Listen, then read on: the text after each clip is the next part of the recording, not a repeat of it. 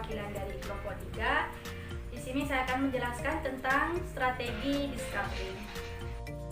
Strategi discovery learning merupakan strategi yang lebih menekankan pada anak untuk berpikir secara kritis dan analitis untuk mencari sendiri jawaban atau memecahkan masalah yang ada. Sedangkan guru berperan sebagai fasilitator, motivator, administrator, pengarah, penanya, dan pemberi penghargaan pada anak. Dalam penerapan strategi discovery learning, ada beberapa hal yang harus kita perhatikan, mulai dari persiapan sampai penerapannya.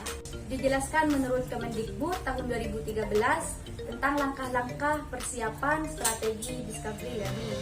Di antaranya, pertama yaitu menentukan tujuan pembelajaran.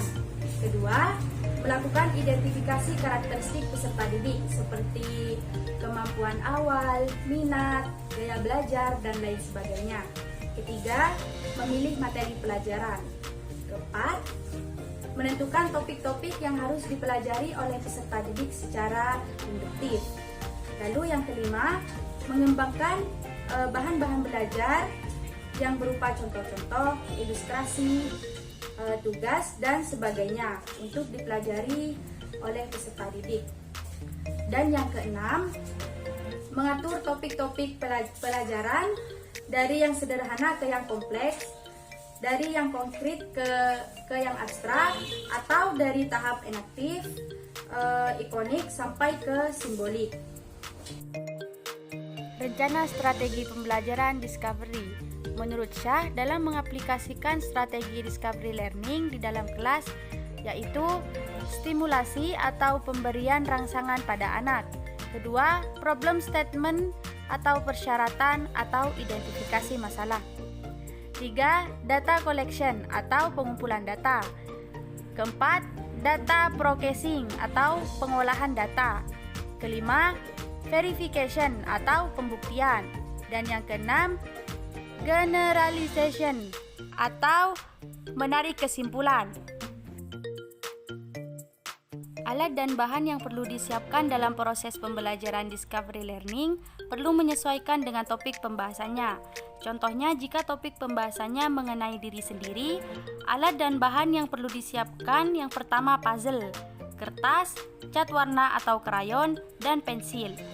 Setelah itu, sampaikan topik pembahasan pada anak dan minta anak mencari tahu informasi sesuai dengan topik pembahasan. Setting kelas yang tepat untuk discovery learning yaitu model kelas area.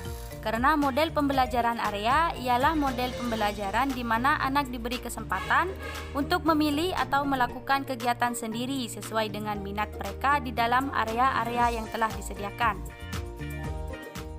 Hal-hal yang diperlukan dalam pengelolaan kelas adalah: pertama, alat bermain. Sarana prasarana diatur sesuai dengan area yang diprogramkan pada hari itu. Kedua, kegiatan dapat dilakukan dengan menggunakan meja kursi, karpet, atau tikar sesuai dengan alat yang digunakan. Ketiga, pengaturan area memungkinkan pendidik dapat melakukan pengamatan sehingga dapat memberikan motivasi, pembinaan, dan penilaian. Dan keempat, pendidik memperhatikan perbedaan individu setiap peserta didik pada saat mereka melakukan kegiatan di area. Barusan saya sudah jelaskan tentang strategi discovery learning. Kurang lebihnya mohon maaf. Wassalamualaikum warahmatullahi wabarakatuh. Terima kasih.